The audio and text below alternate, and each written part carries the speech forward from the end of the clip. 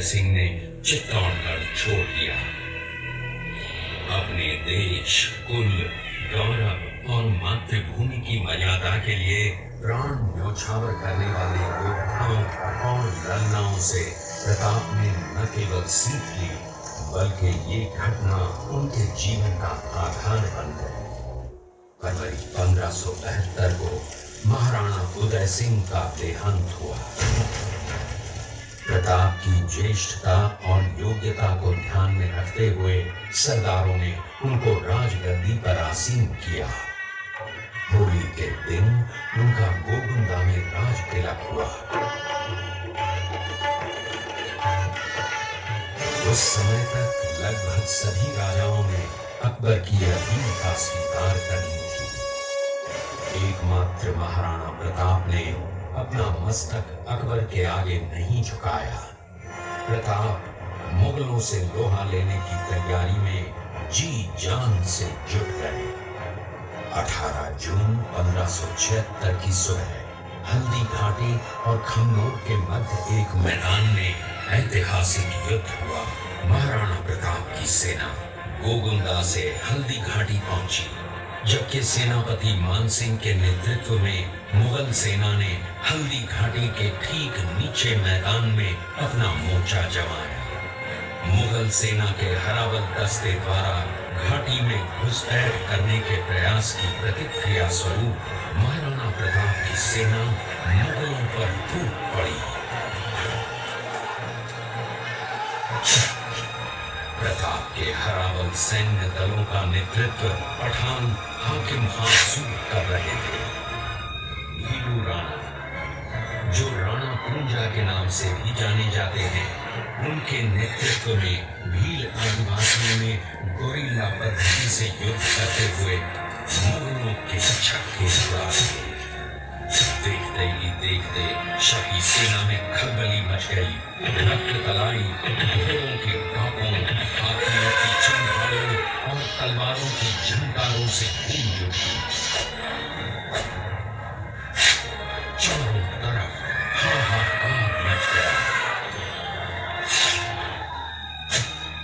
युद्ध का घटनाक्रम अचानक उस समय बदल गया जब प्रताप ने अपने घोड़े चेतक को पेड़ लगाकर मानसिंह के हाथी पर चढ़ा दिया और उस पर भाले से भरपूर वार किया। मानसिंह हौदे में दुबक गया। हाथी से उतरते समय चेतक की एक टांग कट गई।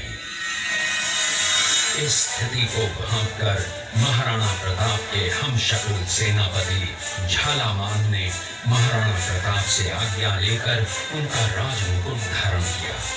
मुगल सेना झालामान को महाराणा प्रताप समझकर उन पर टूट पड़ी और झालामान शहीद हो गए।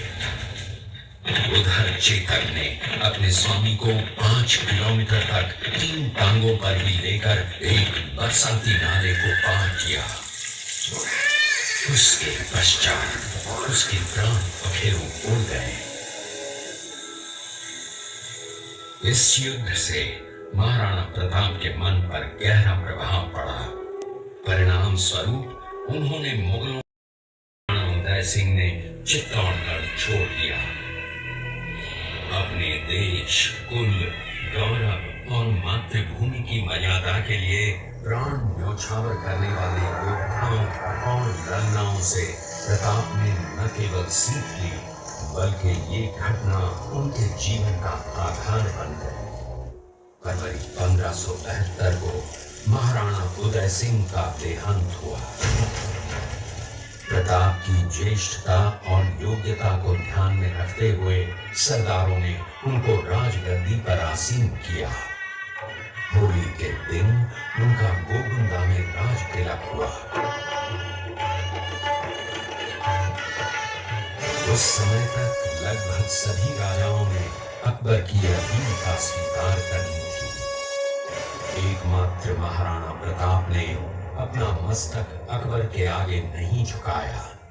प्रताप मुगलों से लोहा लेने की तैयारी में जी जान से जुट गए। 18 जून 1576 की सुबह हल्दी घाटी और खमनोर के मध्य एक मैदान में ऐतिहासिक युद्ध हुआ। महाराणा प्रताप की सेना गोगुंदा से हल्दी घाटी पहुंची, जबकि सेनापति मानसिंह के नेतृत्व में मुगल सेना ने हल्दी घाटी के ठीक नीचे मैदान में अपना मोर्चा जमाया। मुगल सेना के हरावल दस्ते द्वारा घाटी में घुसपैठ करने के प्रयास की प्रतिक्रिया स्वरूप महाराणा प्रताप की सेना मुगलों पर टूट पड़ी। प्रताप के हरावल सैन्य दलों का नेतृत्व पठान हाकिम हासूर कर रहे थे। भीलू राणा, जो राणा कुंजा के नाम से भी जाने जाते हैं, उनके नेतृत्व में भील आदिवासियों ने गोरिल्ला पद्धति से युद्ध करते हुए मुगलों के छक्के उड़ा दिए। देखते ही देखते शाही सेना में खलबली मच गई। रक्त तलाई घोड़ों के टापों, हाथियों की चिंगारों और तलवारों की झंकारों से गूंज उठी। चारों तरफ हाहाकार मच गया। युद्ध का घटनाक्रम अचानक उस समय बदल गया जब प्रताप ने अपने घोड़े चेतक को पेड़ लगाकर मानसिंह के हाथी पर चढ़ा दिया और उस पर भाले से भरपूर वार किया। मानसिंह हौदे में दुबक गया। हाथी से उतरते समय चेतक की एक टांग कट गई। इस स्थिति को भांपकर महाराणा प्रताप के हमशक्ल सेनापति झालामान ने महाराणा प्रताप से आज्ञा लेकर उनका राजमुकुट धारण किया। मुगल सेना झालामान को महाराणा प्रताप समझकर उन पर टूट पड़ी और झालामान शहीद हो गए।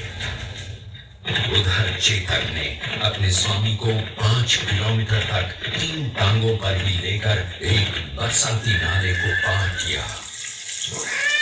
उसके पश्चात उसके प्राण पखेरु उड़ गए। इस युद्ध से महाराणा प्रताप के मन पर गहरा प्रभाव पड़ा। परिणाम स्वरूप उन्होंने मुगलों